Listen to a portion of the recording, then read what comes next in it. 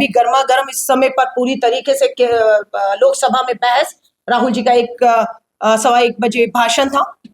बिल्कुल उनको बोलने नहीं दिया गया और उन्हें रोकने के लिए विपक्ष की तरफ से खुद प्रधानमंत्री जी बैठे थे, रक्षा मंत्री बैठे थे, गृह मंत्री बैठे हुए थे और वहां नेता विपक्ष खड़े हुए बोलना चाह रहा था। और आप डिबेट देखिएगा, आधे घंटे तक नेता विपक्ष राहुल गांधी जी को बोलने से रोका गया।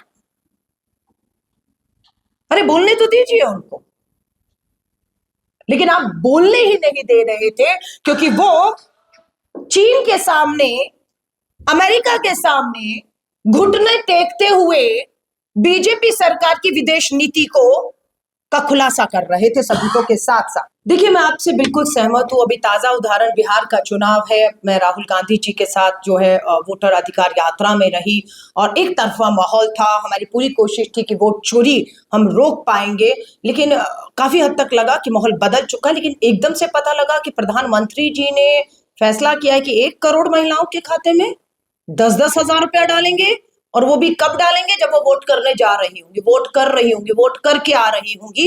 10-10 हजार, ये खेल चल रहा है पूरे देश के अंदर। और वो महिला गरीब है, मजदूर है, दलित है, आदिवासी है, उसको जरूरत है, उसका वोट खरीदा जा रहा है। अगर नहीं खरीद पा रहे तो उसका वोट चोरी किया जा रहा है। ये चुनौती है कांग्रेस के सामने और मुझे फिर लगता है कांग्रेस से ज्यादा बड़ी चुनौती आज देश के लोकतंत्र के सामने खड़ी है कि ऐसे चलेंगी सरकारें। और फ्री बीज की अगर आप बात करेंगे, मैं फिर कहूंगी, फ्री बी है कि आप बहुत धनवान हैं, आप एक फैक्ट्री चला रहे हैं, वहां पर मुझे पता 500 आदमी है, मैं आपको खुश करूंगी तो आप 500 वोट मेरी जेब में ले आएंगे, तो मैं आपको खुश कर रही हूं, वो होगा फ्री बी। ये फ्री बी नहीं है जहां पर हमने बेटियों को हम फ्री बस की, तेलंगाना, कर्नाटका, अपनी सरकार की बात कर रही हूँ, फ्री बस यात्रा है कि हमारी बेटियों को पढ़ने जाना है तो रोको मत, उन्हें पढ़ने जाने दो, फ्री बस में जाएंगी आएंगी। उन्हें नौकरी जाना है, वो नौकरी पे आ जा सके, उन पर आर्थिक बोझ कम करने का प्रयास कांग्रेस की सरकारें अपने राज्यों में कर रही हैं। तो ये फ्री बी में नहीं होगा। अगर आप फ्री पैड की भी बात करेंगे, सुप्रीम कोर्ट ने कहा बेटियों को फ्री पैड, आप कहेंगे फ्री बी है। नहीं, ये फ्री बी नहीं है। आपको फ्री बी में और इसमें अंतर को साफ समझना होगा। जो हमारी बहनें नहीं समझ पा रही, वो एक के बाद एक धोखा खा रही है और रो रही है 5 साल के लिए। लेकिन मैं फिर कह रही हूं, उनके पास सत्ता है, धन है, बल है, सरकार है, मशीनरी है और वो खेल पा रहे हैं और लोग बहुत परेशान और त्रस्त हैं और हम फिर भी उनकी लड़ाई को लड़ रहे हैं। और केंद्र में भी हम इस पे पूरा दबाव बना रहे हैं कि आपने महात्मा गांधी जी का नाम हटाया, वो ठीक है, हमें मालूम है कि आपकी मानसिकता, आपकी सोच, घृणा, नफरत उस गांधी के नाम से है। आपने सोचा गोलियां मार दी, वो खत्म हो गया, लेकिन वो शारीरिक रूप से खत्म हुआ, उसकी विचारधारा आज भी जिंदा है। इसलिए मैं कहूंगी मनरेगा उसी की विचार है जो चल रहा था, जिसपे आपने हमला अब एक बार फिर दोबारा किया है।